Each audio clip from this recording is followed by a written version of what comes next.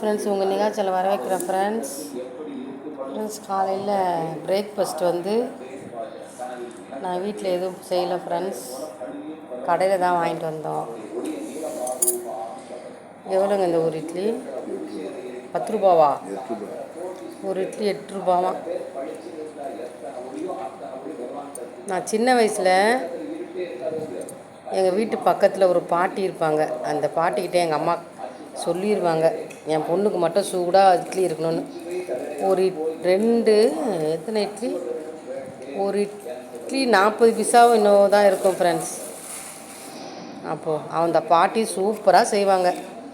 இந்த பாட்டிலாம் இப்போ எங்கே போனாங்கன்னு தெரில ஃப்ரெண்ட்ஸ்.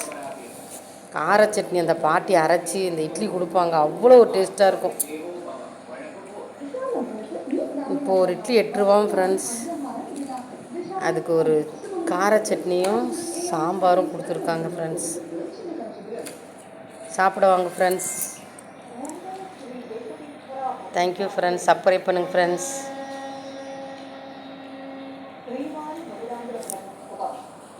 Thank you friends.